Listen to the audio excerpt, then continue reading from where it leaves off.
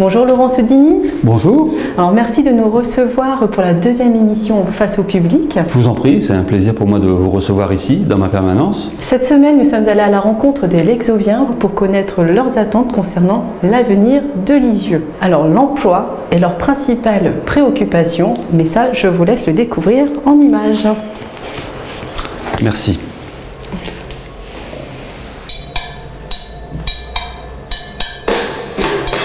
Voilà.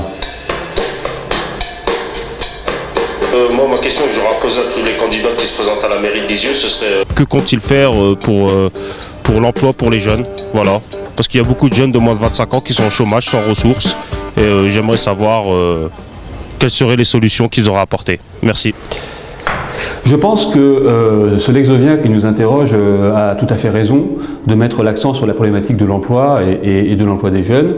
Notre ville, Lisieux, est une des villes qui souffre le plus du chômage en Basse-Normandie. La problématique des jeunes est bien sûr une problématique importante, et qui plus est, à Lisieux, il y a cette composante. Quand vous avez en France à peu près plus de la moitié des jeunes Français qui font des études supérieures, à Lisieux, vous n'avez que 30 à 33% des jeunes qui font des études supérieures. Et on voit bien donc ce décalage, et quand on ne fait pas d'études supérieures, eh bien, on a une difficulté à trouver un emploi. Donc le problème posé par ce jeune homme que nous voyons le jour du marché qui nous interpelle est un problème très très concret de Lisieux. La formation des jeunes, c'est le vecteur pour l'emploi, et à Lisieux, on peut considérer qu'il y a une vraie problématique de niveau de formation des jeunes Lexoviens, de telle sorte qu'elle leur permette effectivement de trouver un emploi. L'emploi, c'est plein de choses. Hein. L'emploi, c'est plein de choses, c'est plein de capacités d'action, c'est un travail concret qu'il faut réaliser dans bien des domaines. Et le maire n'a pas la compétence à proprement parler de l'emploi. Mais je pense que le maire, il doit favoriser la mobilisation pour l'emploi dans sa ville. Il doit réunir autour de lui les acteurs, la région qui a la compétence de la formation, Pôle emploi, les chefs d'entreprise, le lycée des professionnels, les troisièmes, l'IUT, enfin l'ensemble de celles et de ceux qui agissent sur le terrain de l'emploi pour créer une mobilisation, créer des synergies et favoriser aussi de la souplesse. Bien souvent, en tant que vice-président de la région chargée du développement économique, j'ai ces témoignages de chefs d'entreprise qui me disent « j'ai tel besoin et je n'arrive pas à trouver telle personne dans mon bassin d'emploi qui correspond à ce besoin ». Donc il y a de la souplesse, il y a de la capacité à s'adapter aux besoins qui est indispensable et qu'il faut renforcer. Donc moi, je propose plein de petites choses, mais qui concourent à susciter et à favoriser cette mobilisation pour l'emploi. Donc je propose effectivement des conférences pour l'emploi régulières, mobilisant l'ensemble des acteurs tous les 3 mois pour avancer, pour faire le point sur les besoins des entreprises, les besoins en formation. Je propose également, bien entendu, que la mairie, dans tout ce qu'elle a comme levier, les marchés publics, la formation qu'elle peut susciter auprès des entreprises lexoviennes quand elles doivent répondre à des marchés publics, que la ville de Lisieux développe, donc dans les cadres de ces marchés publics, des clauses d'insertion pour favoriser les démarches d'insertion, à travers la formation d'entreprise, qu'elle renforce les capacités de ces entreprises à répondre à des marchés publics de la ville de Lisieux. Plein d'autres initiatives encore que nous pouvons avoir sur le champ du renforcement de la formation, de l'adaptation de la formation aux besoins des entreprises, et bien sûr pour favoriser l'emploi à Lisieux. Il y a aussi des exemples simples sur lesquels je veux attirer l'attention. Il y a des initiatives qui sont prises par le gouvernement. Emploi d'avenir, contrat de génération. Ces initiatives sont trop peu utilisées à Lisieux. La ville de Lisieux, l'intercom de Lisieux ne les utilise que trop faiblement. Je crois qu'il y a eu 4 personnes qui ont été recrutées par la ville de Lisieux dans ce cadre-là, et l'intercom, alors que nous avons 75% du financement qui est assuré. Ça me semble insuffisant. Et puis enfin, je veux dire que ce que je disais du déficit de formation, ça se prépare dès l'enfance, dès le plus jeune âge. Et un des axes forts de notre campagne, c'est l'accompagnement des jeunes, des familles, tout au long du parcours scolaire, de telle sorte qu'on ne se retrouve pas à 18, 20 ans, 25 ans, dans la situation que nous décrit ce jeune Lexovien, de personnes qui ne sont pas suffisamment formées, qui donc ne peuvent pas trouver d'emploi. Donc ce que nous voulons favoriser, c'est un accompagnement très très précis, très très complet, exhaustif, des familles lexoviennes et des enfants lexoviens dès le plus jeune âge pour renforcer l'action publique à leur côté et faire en sorte qu'ils soient mieux armés au moment de rentrer dans la vie publique. Donc bonjour, Pauline et moi-même, nous voulions savoir ce que vous vouliez faire pour les jeunes à Lisieux. Si vous comptez faire des animations, des spectacles, d'autres sports ou des trucs comme ça. qu'est-ce que vous pensez faire pour les jeunes, les adolescents, par exemple, plus d'activités, parce que les jeunes, ils manquent d'activités. Et ce serait bien qu'ils fassent des locaux prêts pour ces jeunes-là. Je pense que ces personnes qui nous interpellent sur la question de la jeunesse ont raison. La jeunesse est un vrai enjeu pour Lisieux. Lisieux est une ville qui a perdu 2000 habitants en 6 ans. C'est beaucoup, c'est énorme, c'est un signal et il faut réagir. Et dans les réactions, il y a bien sûr toute la politique d'accompagnement, d'accueil que l'on propose pour les jeunes lexoviens. On en parlait tout à l'heure au niveau de la formation. Donc je pense effectivement qu'au niveau des loisirs et au niveau de l'accueil des jeunes, il y a plein de choses à faire. Je ne veux pas développer trop, mais parmi les propositions que nous faisons, notamment sur l'aménagement du centre-ville, vous savez, il y a ce projet de multiplex. Nous, ce que nous proposons, c'est que le fait qu'il y ait un multiplex va libérer salle de cinéma. Nous proposons que le Majestic soit un lieu, une salle de concert, qui puisse évidemment satisfaire les goûts musicaux des jeunes lexoviens. Ça permettrait de faire un complexe culturel entre le théâtre, la salle de concert, qui serait sans doute tout à fait utile pour réveiller notre ville. Une ville d'ailleurs où il y a plein de cafés, il y a plein de lieux de vie. Il suffit de les mobiliser et il suffit de savoir lier les choses entre elles. Il y a plein d'initiatives aussi également autour de la musique.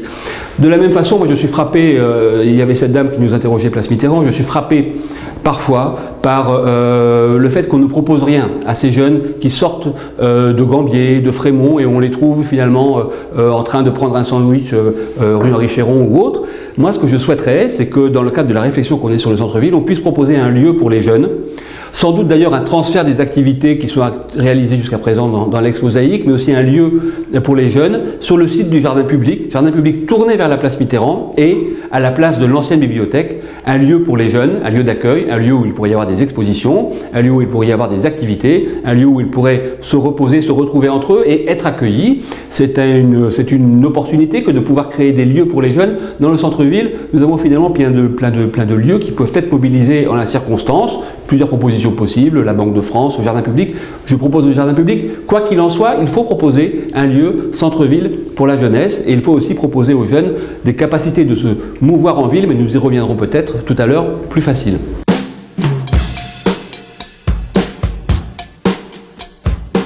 Bonjour. Alors moi, ma seule question, c'est de savoir quels sont les projets que vous allez proposer pour améliorer le centre-ville de Lisieux et le rendre un petit peu plus gai.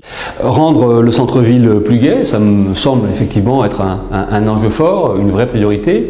Comme vous le savez, il y a donc maintenant 14 ans, il y avait auparavant des camions qui entouraient la ville, qui traversaient la ville, et depuis 14-15 ans, il y a une rocade de contournement qui fait que maintenant, le centre-ville a été libéré de l'empreinte de ces camions qui défiguraient notre centre-ville. Moi, je pense qu'il faut vraiment travailler maintenant de façon très forte, très méthodique, en se donnant vraiment une stratégie, le développement de la ville et le développement de ce centre-ville, notamment parce que le centre-ville, c'est un lieu d'emploi. 5000 emplois. C'est un lieu de développement commercial et touristique potentiel avec bien sûr l'impact du pèlerinage. Nous sommes quand même le deuxième site d'accueil touristique de Normandie. Et puis c'est aussi la beauté de la ville, le patrimoine qui reste malgré les destructions de la guerre et le patrimoine de la reconstruction qu'il ne faut absolument pas dénigrer, qui est un patrimoine réel, des bâtiments qui ont une vraie caractéristique et une vraie noblesse. Donc je pense qu'il faut travailler tout ça. Je pense qu'un maire, c'est pas un bricoleur, c'est pas quelqu'un qui dit je vais mettre tel équipement là, le multiplex là, je vais faire ci comme ça, etc. Non.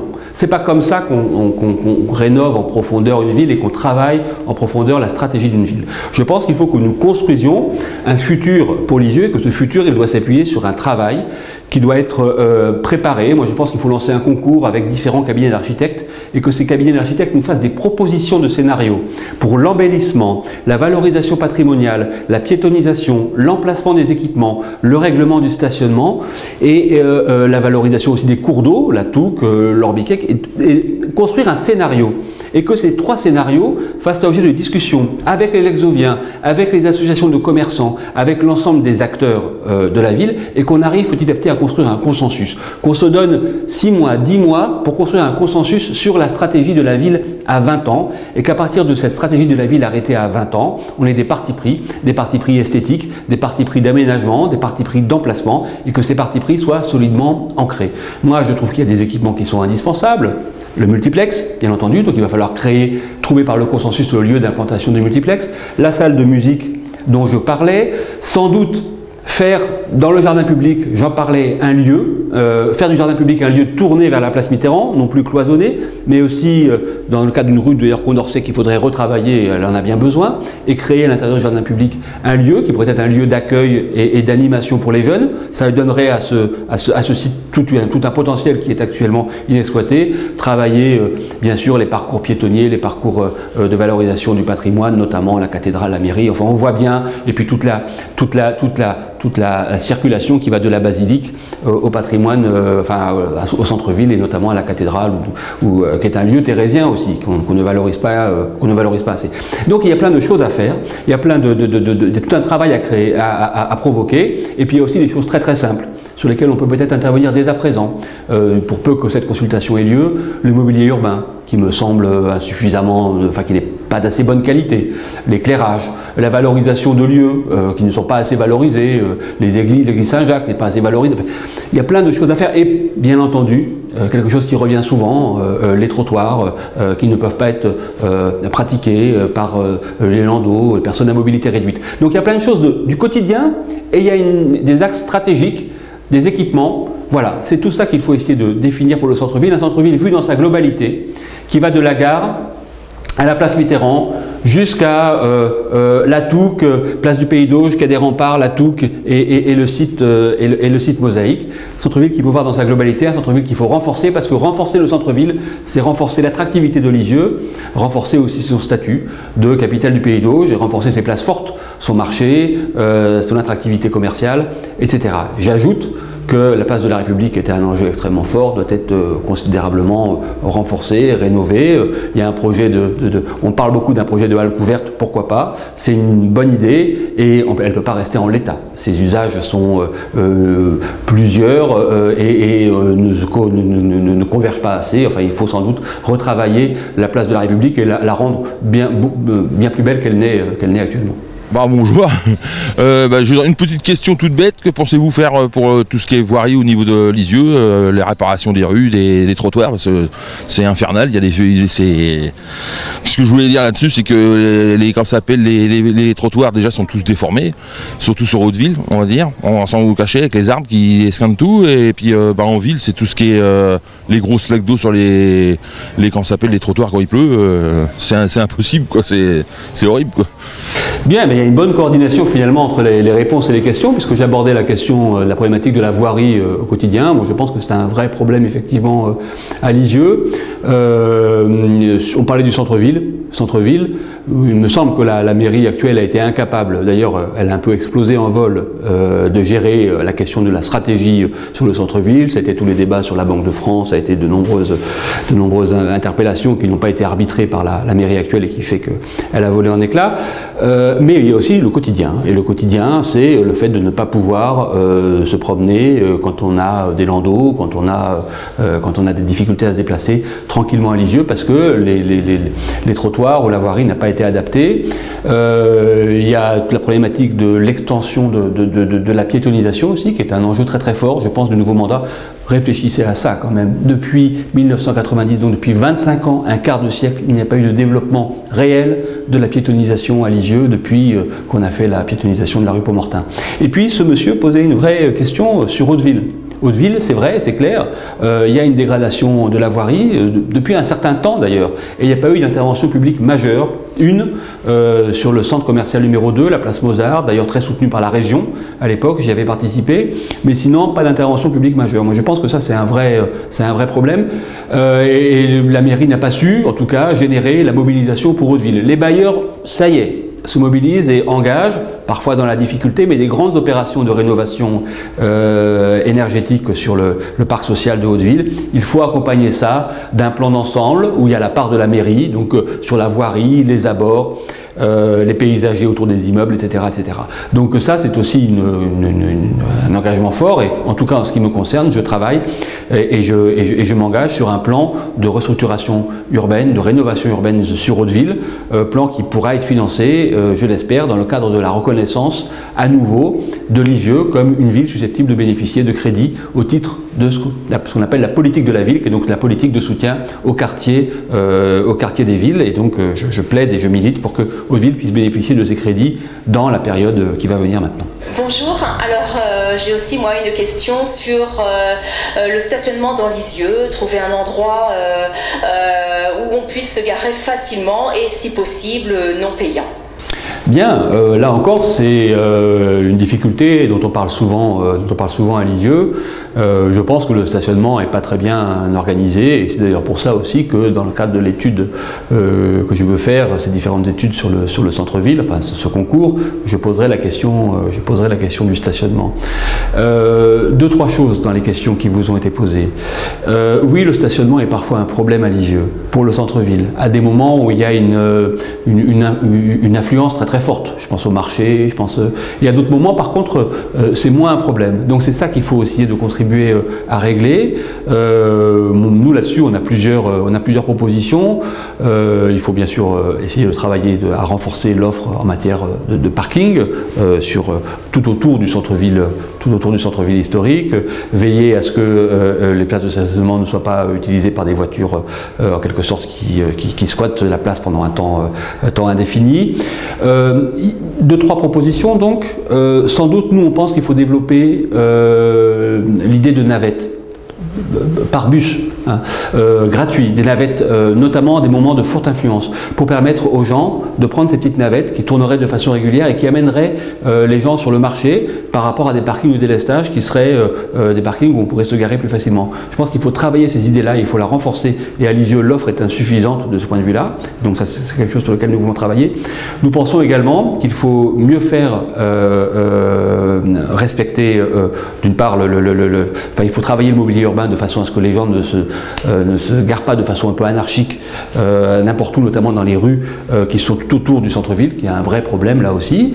Donc il faut renforcer l'offre et en même temps être attention à ce que la ville ne soit pas défigurée par les voitures dans la façon dont elles peuvent se garer de façon parfois un peu anarchique. Et puis je pense aussi que pour les gens qui ont des courses rapides à faire, il faut être capable sur tout un certain nombre de places de leur proposer de se garer gratuitement pendant un temps limité. Je propose une demi-heure, mais ça pourra faire l'objet d'une concertation avec les commerçants lexoviens qui pourront peut-être d'ailleurs contribuer à renforcer l'offre. Mais je propose effectivement qu'il y ait une capacité de se garer gratuitement quand on veut faire une course rapide, acheter sa baguette, acheter un gâteau, acheter le journal, déposer je ne sais quoi dans un commerce, à ce moment-là qu'on ait cette capacité de se garer une demi-heure et finalement on paye le stationnement payant qu'à partir du moment où on s'installe durablement dans une problématique de passer quelques heures dans le centre-ville. Voilà des choses sur lesquelles nous souhaitons travailler, proposer et je pense qu'il faut faire ça sérieusement, professionnellement. Des villes sont sorties de cette problématique-là, ont su gérer la question de la voiture.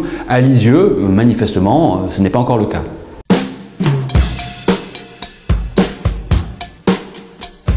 Que comptez-vous faire pour les logements pour les personnes SDF comme moi ? Le logement à Lisieux, c'est à la fois, ça touche de nombreux aspects. Il y a bien sûr tous les aspects liés à ce monsieur qui est donc sans domicile fixe et qui a besoin d'un logement d'urgence. Donc il y a pour ça des initiatives qui existent et un accueil qui est organisé notamment par l'État ou par des associations ou à travers des associations caritatives d'ailleurs qui sont très impliquées et très mobilisées. Donc ça c'est un point, c'est une réponse publique bien entendu qu'il faut organiser. Puis au-delà de ça, le logement à Lisieux, il y a de vraies difficultés, je pense.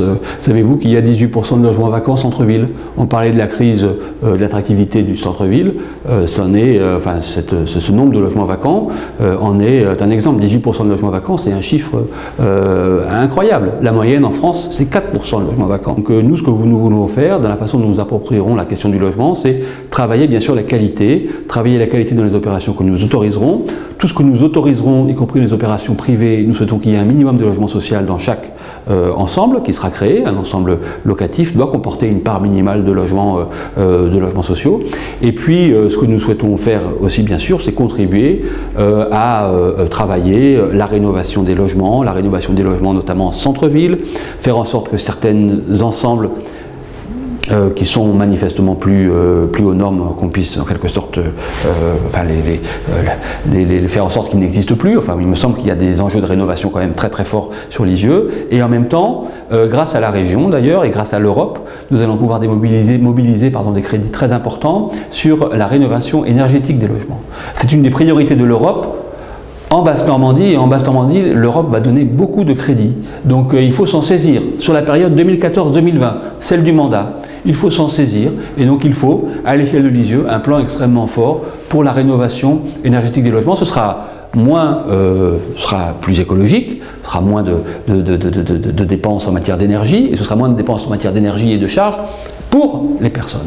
Donc ça, ce sont des choses très fortes que l'on peut faire sur le logement. Moi, j'en fais en tout cas un des axes extrêmement forts de notre campagne.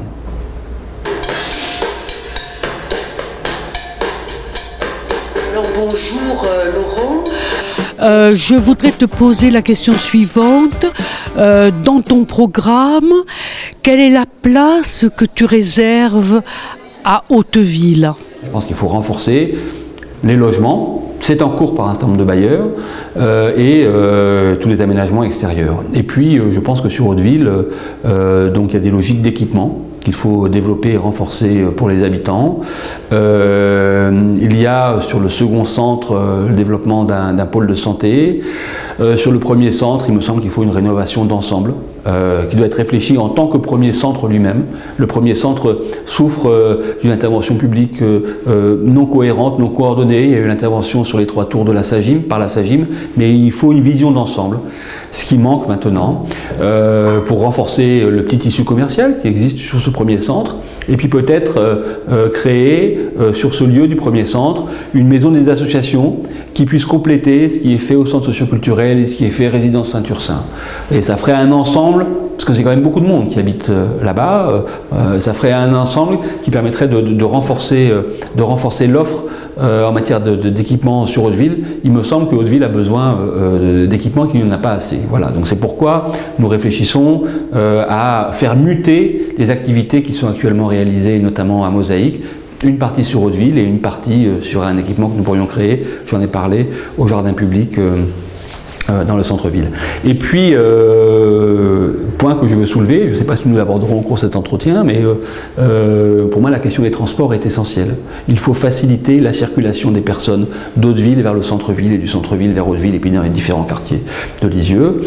Et faciliter, c'est un service transport plus performant, avec des bus parfois plus fréquents ou à des horaires plus atypiques que ceux utilisés actuellement. Et puis, sans doute, travailler la question de la gratuité ou de la quasi-gratuité du transport pour faire en sorte qu'on l'utilise facilement et sans difficulté et sans contrainte. Donc ça me semble être un enjeu fort parce que ça changera l'usage de la ville et ça fera que tout le monde se sentira à Lisieux partout, que l'on soit à Hauteville, centre-ville ou ailleurs. Et puis un dernier point, on a à Hauteville un point magnifique qu'on ne sait pas assez valoriser, l'arboretum. Il faut qu'on travaille à valoriser ce lieu qui est un lieu très très beau aussi, un formidable jardin au cœur de Lisieux, une richesse, un lieu de promenade qu'il faudrait que nous valorisions davantage aux yeux des Lexoviens pour qu'ils s'y rendent plus nombreux et plus fréquemment. On dit tout va bien à Lisieux, mais le problème c'est faux. Quand on voit par exemple à Hauteville les halls qui sont envahis par des jeunes la nuit, ou qui vomissent, qui pissent dans les escaliers, qu'on voit dans la rue du Prédos, les agressions, qu'on voit plein de trucs comme ça, je me pose des questions. Qu'en font actuellement nos élus actuels, hein? Rien du tout. De la Croix qui nous prennent la sécurité, hein, les trucs de sécurité de vidéo là, ça faut, comme on dit, au lieu d'avoir des vidéos de sécurité, d'avoir des forces de l'ordre de plus, hein, du personnel en plus, non des caméras qui durent 7 jours de la vidéo, parce que là, quand on voit la sécurité sur Lisieux, il y a un manque, sérieusement un manque de sécurité sur Lisieux. Que feriez-vous en question de sécurité pour vos habitants? Donc moi je pense qu'au-delà, bien sûr, des outils un peu techniques qui ont pu être mis en place, sur lesquels je ne reviens pas, moi je pense qu'il faut renforcer la présence humaine dans les quartiers. J'ai regretté la décision qui a été prise par précédent gouvernement, et puis la municipalité de Bernard-Aubry n'a pas beaucoup protesté, de fermer l'antenne du commissariat qui avait été mise en place à Hauteville, qui a fermé au début des années 2000, et puis personne n'a protesté. Ça c'est un regret parce que ça aurait été très utile. Je pense que la sécurité proprement dit, donc ça relève des forces de police, du commissariat de police, mais je pense que la mairie, elle est comptable sur ce qui est la tranquillité publique. Et la tranquillité publique, on l'assure avec la présence d'adultes présents dans les quartiers, qui accompagnent les personnes et qui travaillent avec elles. Et donc je pense qu'il faut renforcer la présence d'éducateurs, d'animateurs, de personnes qui peuvent aider et accompagner les personnes. Il faut le faire aussi de façon partenariale avec les bailleurs sociaux, tous celles et ceux qui peuvent travailler à renforcer en gros le tissu de professionnels, qu'ils soient des professionnels issus du monde associatif ou de structures d'État ou de structures communales, de façon à accompagner et bien accompagner les gens. Je pense aussi que dans chaque quartier, on parlait à un moment donné, notre interlocuteur parlait de la cité Adeline, dans chaque quartier il faut un lieu ressource, un lieu municipal ressource où il puisse y avoir des associations qui se réunissent, mais aussi un accueil qui soit fait, des personnes en difficulté et des messages qui remontent. Manifestement, à Cité Adeline, ça manque, les habitants nous le disent, et donc je souhaite que dans tous les lieux, dans tous les quartiers de Lisieux, il y ait comme ça des lieux ressources où on puisse développer une réponse publique. Parce que souvent, l'insécurité, c'est le fait de ne pas répondre à des difficultés qui apparaissent et qui finalement grossissent du fait qu'on n'y répond pas. Et puis l'insécurité, c'est aussi le fait que les gens n'ont pas l'interlocuteur et ne savent pas à qui s'adresser. Donc le fait de créer des lieux doit favoriser ce sentiment que les gens doivent avoir, qu'ils sont pris en compte, qu'on s'occupe d'eux et qu'ils ont une mairie attentive à leurs difficultés et attentive à leurs difficultés au point d'être présente dans les différents quartiers de la ville.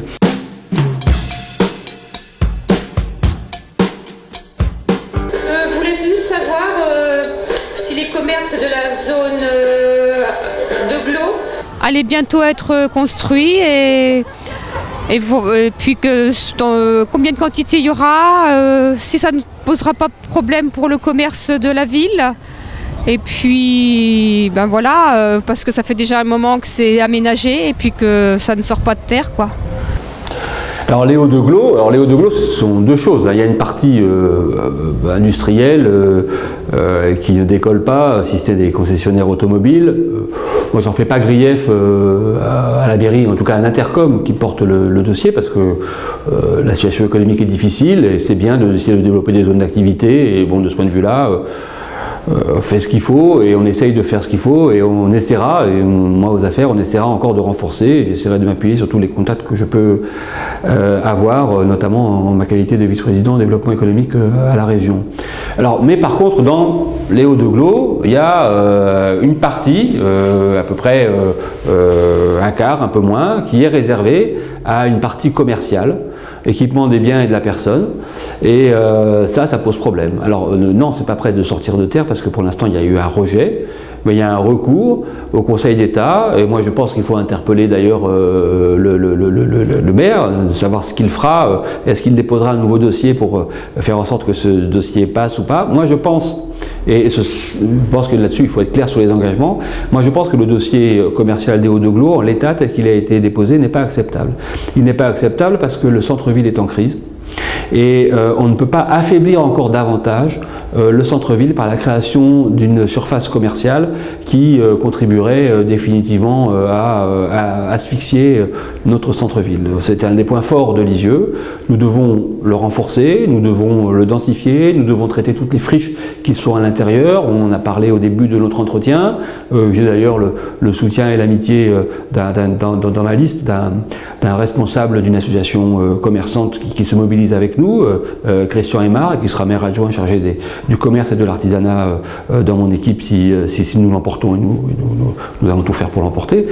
Et les hauts de Glo, il me semble qu'en l'état, ce n'est pas... Ellipse, puisque c'est le projet Ellipse, en l'état n'est pas acceptable parce qu'il contribuerait à fragiliser énormément le centre-ville. D'ailleurs là où on voit toute l'ambiguïté de l'équipe actuelle de Bernard Aubry, c'est-à-dire qu'il fait tout à la fois, mais en faisant tout à la fois, d'abord il fait rien, parce qu'il n'y a rien qui bouge, pas de multiplex, pas de rénovation du centre-ville, les hauts de Glo, ça n'avance pas non plus, et tout ne doit pas être fait en même temps. Il faut d'abord renforcer considérablement le tissu du centre-ville avant d'envisager, pourquoi pas, une réflexion sur la périphérie. Et s'il devait y avoir une réflexion commerciale sur la périphérie, il faut la faire en associant les commerçants du centre-ville. Pas dans cette espèce d'omerta et de blackout dans lequel nous sommes où on ne sait rien.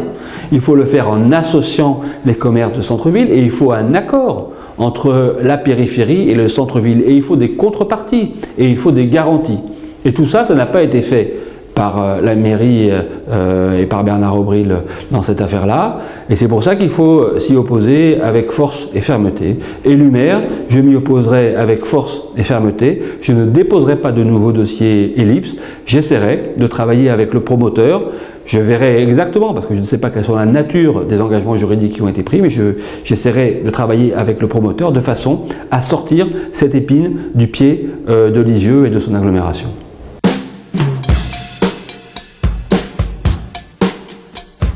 Quelle attitude allez-vous adopter face à l'éducation de la santé telle que la prévention? Question Isabelle. La prévention, d'abord, c'est indispensable à l'échelle nationale, ça contribue à diminuer les coûts de santé, et puis ça contribue à faire en sorte que les gens se surveillent et agissent au quotidien mieux pour leur santé. Donc la prévention, l'éducation à la prévention, c'est indispensable.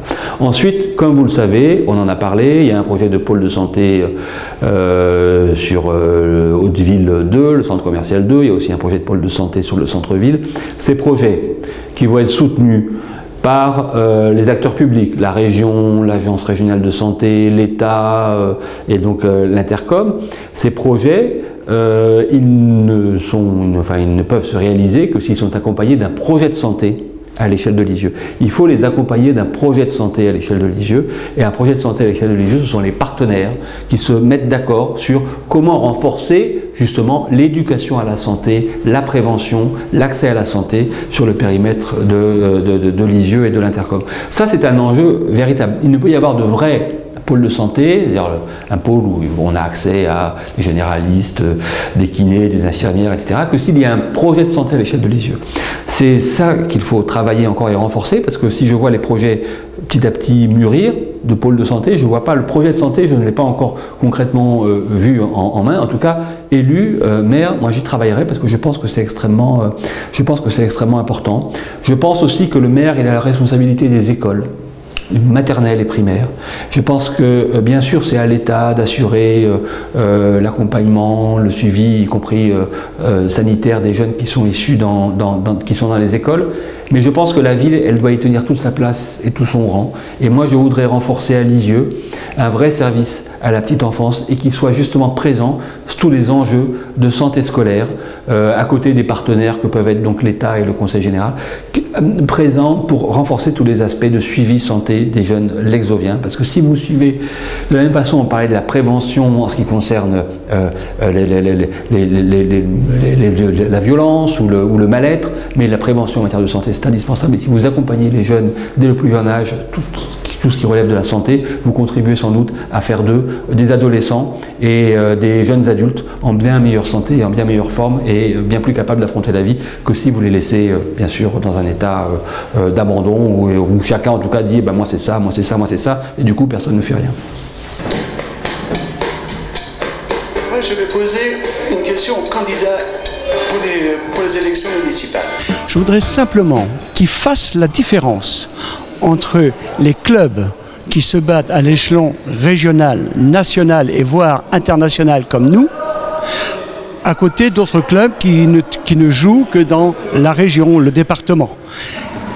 Il faut bien comprendre que pour nous, tous les déplacements que nous font les tireurs, et ils en font en moyenne 10 par an, sont à leurs frais. Ça coûte une vraie fortune.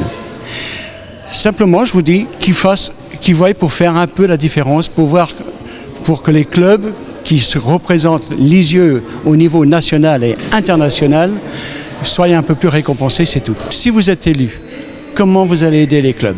Moi, je pense 2-3 choses sur le sport, sur le soutien au club. Je veux dire qu'effectivement, je pense qu'il faut retravailler, ça fait des années qu'on le dit, mais retravailler les critères de subvention aux associations. Bien entendu, il faut tenir compte des dépenses qui sont faites, notamment pour les déplacements. Ce sont des choses qu'il faut regarder. Donc, je suis tout à fait prêt à écouter ce qui vient d'être dit et à travailler dans ce cadre.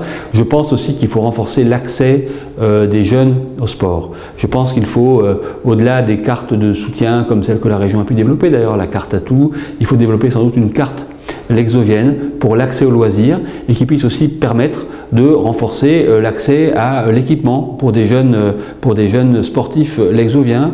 Si on veut s'engager sur des compétitions en escrime, bon, souvent c'est le club qui fournit, mais si on doit soi-même avoir son propre équipement, ça commence à être costaud. Et donc il faut pouvoir aider les jeunes lexoviens qui s'engagent dans le sport, qui s'engagent dans une activité de loisirs.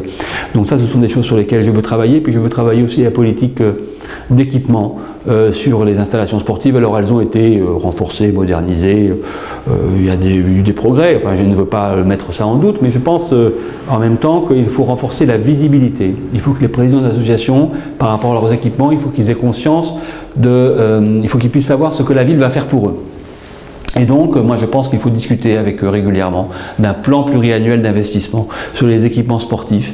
Et on voit ce qu'on fait en 2014, on voit ce qu'on fait en 2015, on voit ce qu'on fait en 2016. On classe les priorités et on le fait dans un cadre collectif, de façon à ce que véritablement chacun se sente écouté, chacun se sente pris en compte et chacun comprenne aussi les arbitrages que la mairie est obligée de réaliser sur tel ou tel équipement.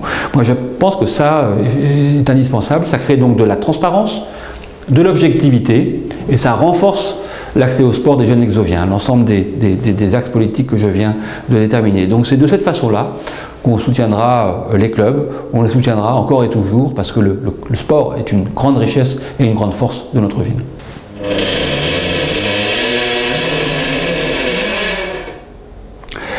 Alors, aujourd'hui, dans votre liste qui est socialiste, combien de personnes sur votre liste sont ouvrières, combien de chômeurs? Julien, étudiant. Alors, à Julien, d'abord ma liste elle n'est pas que socialiste, hein, c'est une liste socialiste, puis il y a aussi des personnes qui sont sympathisantes d'Europe Écologie Les Verts, des communistes, et puis des gens qui ne sont pas dans des partis politiques mais qui sont impliqués dans la vie de la ville, tout simplement, et qui se sont associés à nous dans ce travail. Alors, la liste n'est pas complètement terminée, donc je ne vais pas donner d'éléments statistiques, on la terminera, on la présentera dans quelques temps, mais il y a des lexoviens de toutes conditions, de toute situation, de tout quartier, et donc qui se rassurent. Il y a également des gens qui sont dans des situations de difficulté ou de précarité par rapport à l'emploi, bien entendu, bien entendu.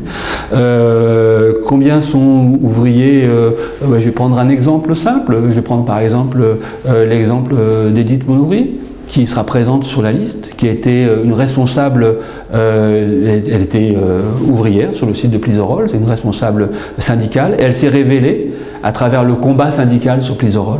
Elle s'est véritablement révélée, elle était l'interlocutrice des différents responsables qui se sont malheureusement succédés dans cette entreprise. C'était une espèce vraiment de grandes difficultés qui se sont jalonnées les unes après les autres, mais elle a été là, elle a toujours tenu bon, et puis elle a été là aussi par rapport aux interlocuteurs que pouvaient être les élus, c'est là que je l'ai rencontré, mais aussi les interlocuteurs tels que le préfet et toutes les autorités, administrateurs qui pouvaient être saisis du dossier Plisorol. C'est quelqu'un qui a grandi publiquement à travers ce dossier et qui s'est révélé dans le combat syndical et elle a accepté d'être sur ma liste. C'est pour moi une très belle chance parce qu'elle saura, une fois élue, nous accompagner dans les contacts avec les entreprises lexoviennes, celles qui sont en difficulté, et dans les contacts aussi avec les différents, avec les partenaires sociaux et les différentes structures présentes dans ces entreprises. Et puis il y en a d'autres, hein, je ne veux pas faire de liste, et puis il ne s'agit pas de montrer la situation sociale de tel ou tel, mais ce que je veux dire c'est que c'est une liste composite de lexoviens et qui sont dans toutes les situations, et ça je le revendique, et je le revendique avec fermeté. Nous sommes ancrés dans la ville, nous sommes ancrés dans ces difficultés, et nous voulons faire grandir et et se renforcer Lisieux. Et pour cela, nous avons la force de l'authenticité et de la volonté. Merci Laurent Sodini d'avoir répondu aux questions des Lexoviens. Merci à vous. Je veux vous dire que ça a été un plaisir. Ça a été également très complet, je crois. On a abordé de nombreuses questions, parfois un peu rapidement, parce qu'il fallait pouvoir passer dans un laps de temps à peu près l'ensemble des sujets que vous aviez traités avec les Lexoviens. Bon, en tout cas, j'ai trouvé ça très, très intéressant, très instructif. J'invite vos téléspectateurs, ceux qui veulent poursuivre l'échange, à se procurer. Ils pourront le faire auprès de la permanence ou en nous contactant directement ou sur mon site internet laurent-sodini.fr. Allez parcourir cet ouvrage où on a essayé de recenser près de 60 à 70 propositions pour changer et transformer Lisieux. J'y développe toutes ces propositions qui sont thématisées. J'y explique aussi mon parcours parce que je crois qu'être maire, c'est aussi une relation de vérité avec les Lexoviens. Donc je l'exprime à travers cet ouvrage. Je vous remercie et j'espère que nous aurons l'occasion de nous revoir à l'occasion de cette campagne électorale. Je crois qu'il y a un débat qui est bientôt prévu. Merci en tout cas de tout ce que vous faites pour que le débat puisse se nourrir et se renforcer à Lisieux. Merci. Je vous donne également rendez-vous la semaine prochaine avec le candidat FN Benjamin Piel qui répondra à vos questions. Vous pouvez déjà laisser vos questions sur notre page Facebook ou à l'adresse qui s'affiche ci-dessous. Merci et à bientôt sur TV Lisieux.